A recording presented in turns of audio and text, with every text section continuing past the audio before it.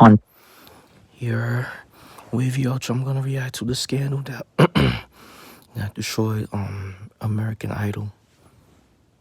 May 20th, 2009, the world realized American Idol was rigged. TextGate was the name of the infamous American Idol was rigged.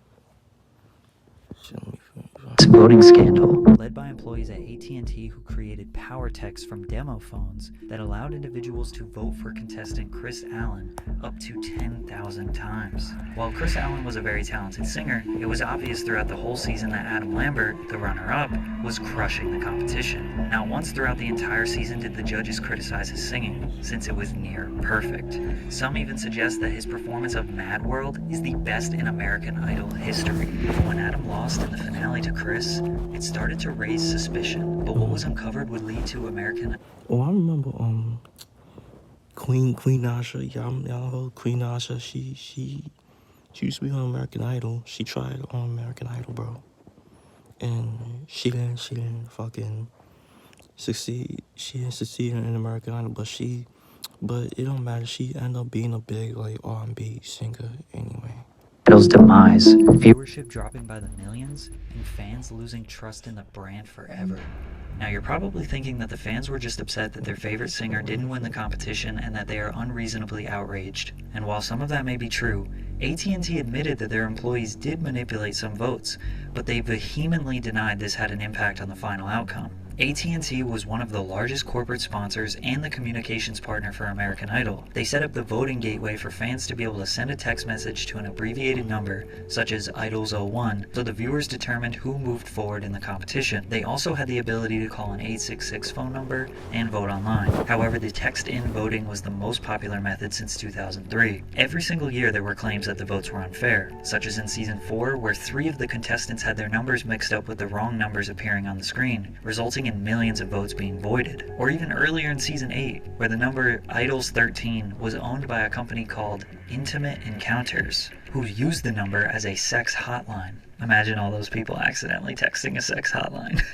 But season 8 was the first time where there was an admission of foul play. Chris Allen was from Conway, Arkansas, and had the entire state rooting for him to win. During the night of the finale, watch parties were organized where up to 2,000 people attended. A few employees at AT&T got caught up in the enthusiasm of the competition and brought demo phones to the parties and provided texting tutorials to those who were interested. Basically, these employees taught people how to send power texts where each person could vote for Chris 10 times with the press of one button. Damn, vote for Chris Allen mad times, bro. Saxon vote for Chris Allen mad times. However, one voter, Bobby Kierna, confessed to voting for Chris Allen 10,840 times in an AT&T That's OD, bro. texting zone that had been set up there. However, AT&T tried to reassure that this fraudulent activity did not impact the outcome because it was, quote, quite a leap to suggest that a few individuals could have impacted the final results. And the television network Fox was absolutely certain that the results of this competition are fair, accurate, and verified. This begs the question, how can you be certain the competition results are fair when AT&T admitted there was a manipulation in the votes? Despite Chris Allen winning, Adam Lambert would go on to have a much more successful music career, as he has now earned the honor of replacing Freddie Mercury as the new frontman of Queen, the 5th highest selling band of all time. But we probably should have seen TextGate coming because a few years earlier the votes were manipulated to purposely get a bad singer further along in the competition. But before we get into the next scandal, allow me to introduce Scentbird, who were generous enough to sponsor this video. Scentbird is your one-stop shop to discover, explore, and learn about scents just for you. Scentbird is a fragrance and new fragrance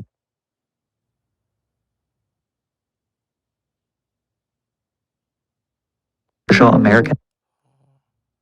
It's just a little over $7 for your first month. Thanks again to Scentbird for sponsoring this video. Check out the links below. This is Sanjaya Malakar, one of the most controversial American Idol contestants in history. Sanjaya was a 17-year-old kid from Seattle that had a loving personality and a decent voice. I can't blame you, but I just keep trying. Most of you might be thinking his singing isn't that bad, and it really isn't, especially compared to the industry standard today. But for American Idol, To me, that shit whack, I ain't gonna lie. A show dedicated to discovering the best talent the country has to offer, people thought he didn't even come close. And the fact that he made it all the way to the top 7 finalists indicated that there was something suspicious going on. A website called Vote for the Worst was created in the early 2000s and gained a lot of popularity during season 3 of American Idol. It was essentially a blog or forum dedicated to mobilizing Idol fans to vote for the worst person every week, with the ultimate goal of the winner being a mediocre or bad singer. Their first target was Antonella Barba. They went as far as leaking racy photos of her to bring traffic to the site. A low blow for sure. However, she ended up getting voted off, so their troll campaign was no longer successful. And in 2019, she got sentenced to 45 months in federal prison for possessing 400 grams of fentanyl with the intent to distribute it. She even tried to reduce her sentence in court with the argument that being voted off American Idol was the reason she spiraled out of control. Anyways, after being unsuccessful with Antonella, Sanjaya became the fan favorite, or I guess the least favorite, because he was often the person they were voting for as the worst. Simon Cowell was notoriously not a fan of Sanjaya, but the general American public thought he was sweet and lovable. They even made iconic memes about Sanjaya. Sanjaya, you're the one I admire. Who cares if Simon likes ya? I think that he's a liar. The controversy around him turned his supporters into die-hard fans and turned his ops What happened to Sanjaya? Where is he? Where is he nowadays, bro?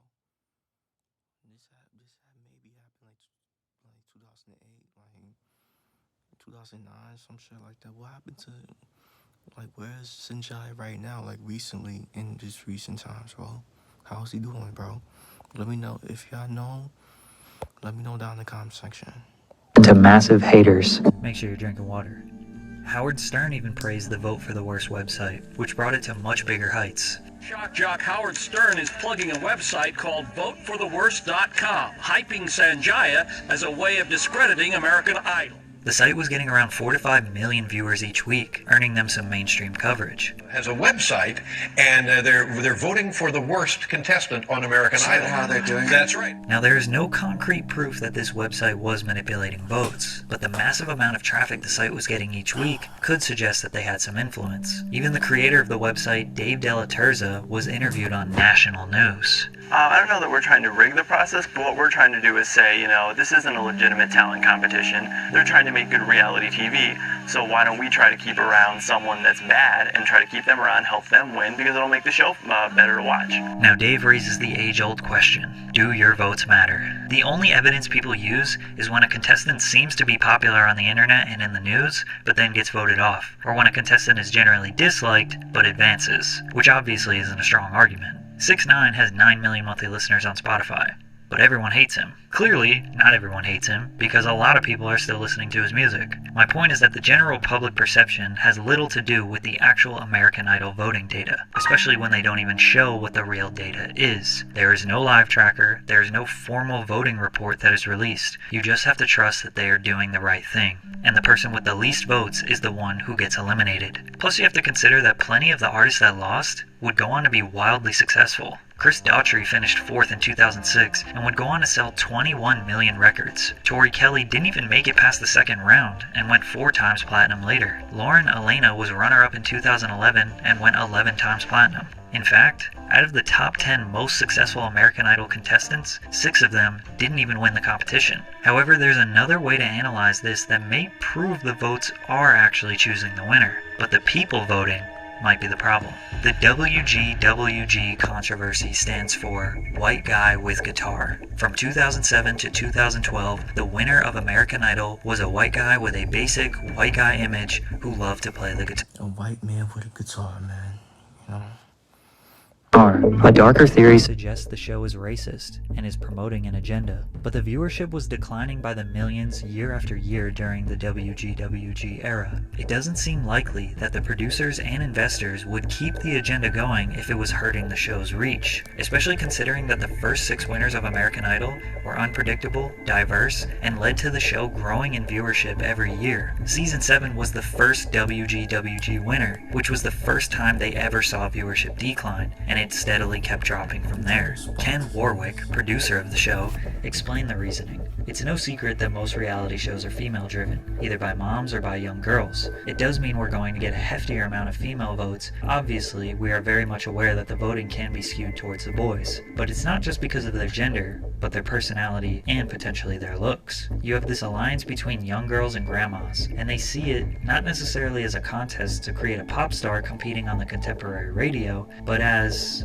who's the nicest guy in a popularity contest. In short, the winners are disproportionately chosen by suburban moms and young girls because they like the show the most. The predictability of the winner may have led to a huge average viewership drop from 25 million in season 10 to 18 million in season 11. But after the 5-year WGWG streak, Candice Glover would go on to win season 12 of American Idol. However, the viewership dropped again from that 18 million average to 15 million, and it just kept going down. Keep in mind, this was also in 2013, where the social media takeover was about to destroy TV ratings entirely.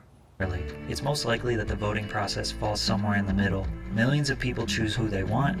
The show producers use the votes to determine who the most popular singers are, advance those people at the top, then eliminate one from the bottom few based on what will make for the most entertaining outcome. All voting shows like American Idol, The X Factor, The Voice, So You Think You Can Dance usually have the same overarching issue. It's not necessarily about talent, but producing the most entertaining show. However, this is about as close to the real world as it gets. How often do the most talented people become the most successful? The most talented singers, actors, hell, even government officials are not always the ones who become the most successful. Talent is definitely important, but branding, relatability, Kelly Clarkson. and overall entertainment value is what people are drawn to the most. The chances of American Idol being just another scripted reality TV show where the votes don't count and producers pick the winner are very high. And maybe the decline in viewership was simply due to the death of TV and birth of social media. In the end, the viewers get to discover their new favorite singer. Winning the competition does get you an immediate prize, but the platform and exposure is the most valuable part. And what you do with that exposure is Okay, that's it. Yeah, let me know what y'all think about this, about American Idol, bro. To be honest with you, I really wasn't a fan of American Idol. I never really watched American Idol like that. They was trying to make another version. They made another version of American Idol. Is that called the X Factor? Yeah, the X Factor. That's another version of American Idol. So yeah, which one y'all think is better, the American Idol or the X Factor? So yeah, let me know what y'all think. Let me make sure y'all like, comment, subscribe. Y'all know the vibes. If you're checking out, you are.